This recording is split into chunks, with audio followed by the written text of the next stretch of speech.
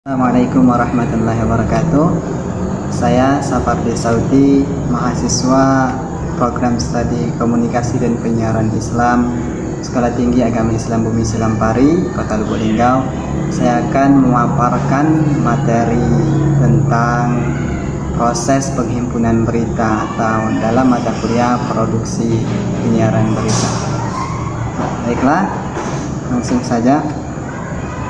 Yang pertama itu, sebelum sebuah berita itu diproduksi, terlebih dahulu kita akan mengetahui ada struktur dalam pemproduksian berita. Struktur yang pertama yaitu adalah dewan redaksi.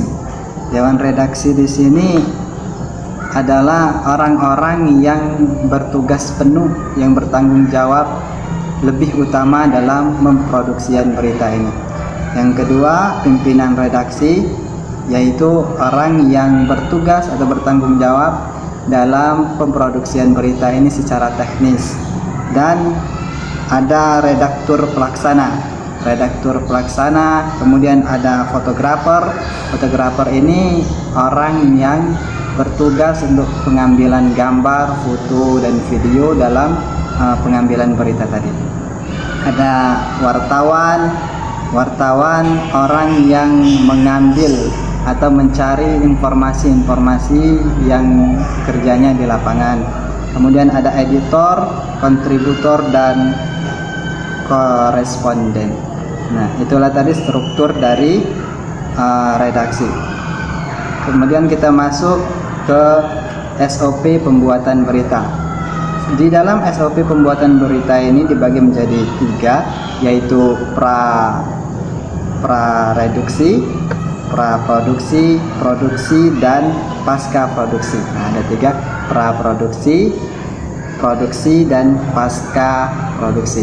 Praproduksi itu adalah hal-hal apa saja yang harus disiapkan atau yang dibutuhkan sebelum produksi.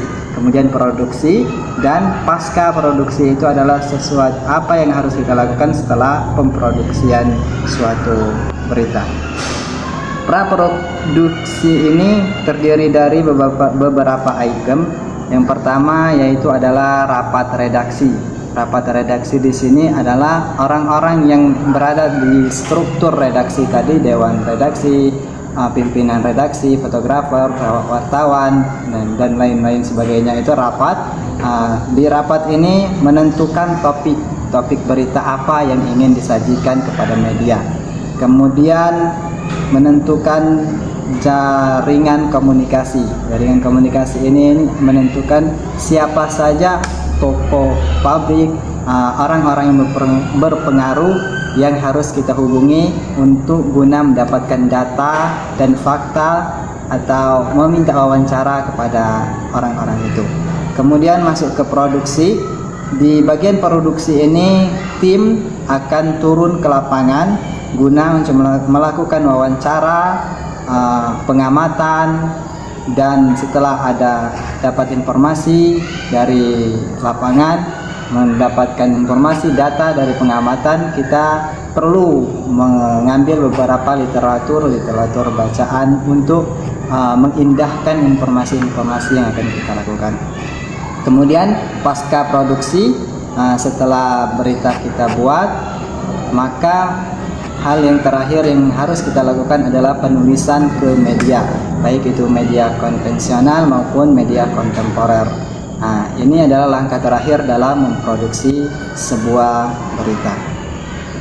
Baik teman-teman, itulah beberapa item atau hal-hal yang dilakukan dalam proses pembuatan berita. Saya Sapardi Sauti mengucapkan terima kasih. Mohon maaf atas kekurangan. Terima kasih atas perhatian. Khairul kalam. Wassalamualaikum warahmatullahi wabarakatuh.